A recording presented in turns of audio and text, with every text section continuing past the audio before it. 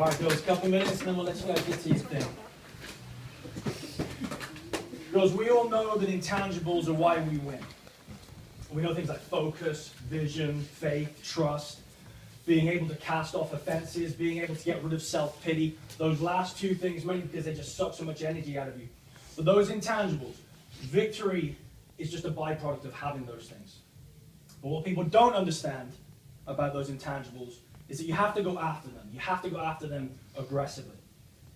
Attitude is not a gene, it's a muscle. We act like, oh, he just has it, or she just has it.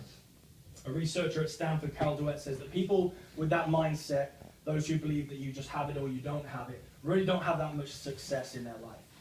But those people who believe you can learn, and there are two types of people, those who learn and those who don't.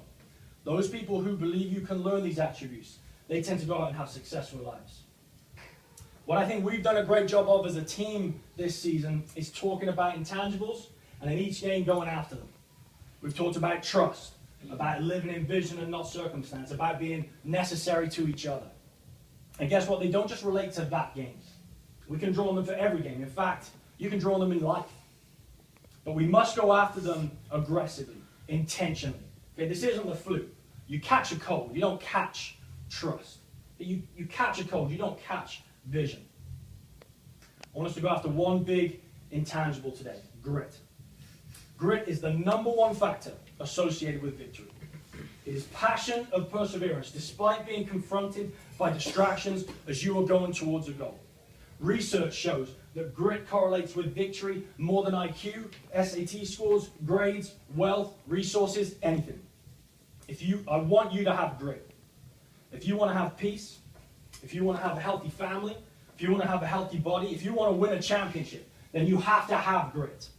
You have to go after that intangible. Here's grit. John and his family sitting right there. I've never known a braver person. I've never known someone who demonstrates grit more than John. At the age of 2, he was diagnosed with a brain tumor. Doctors gave him 6 weeks to live. Told his family to take him home, try to enjoy the time they had left, try to make it as comfortable as possible. But his family refused to quit.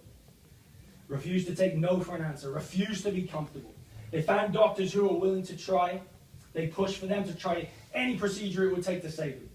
When insurance companies said that they weren't going to pay for the surgeries, this family took, because the surgeries were too experimental, they took their fight to the CEOs of those companies and said, you have to pay for them. They refused to quit, even in the darkest moments, even when it looked like John might slip away from them. And he never did slip away. He fought for his life every day with grit and determination. Can you imagine the grit it takes as a 2-year-old to fight like that?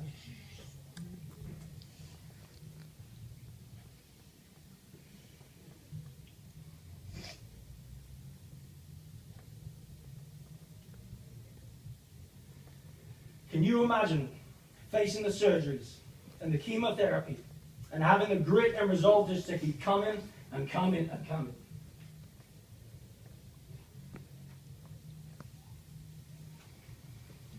Can you imagine the grit and faith you have to show as a mother, a father, a sister to keep going and watch your son or your little brother face those kinds of obstacles? I hear them say all the time,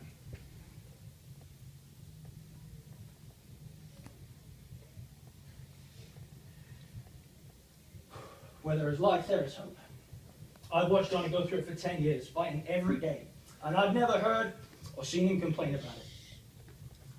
He's faced multiple surgeries and continues to year on year with one thing or another. But he has beaten his cancer. He is the winner. He is the champion. He'll be 21 next.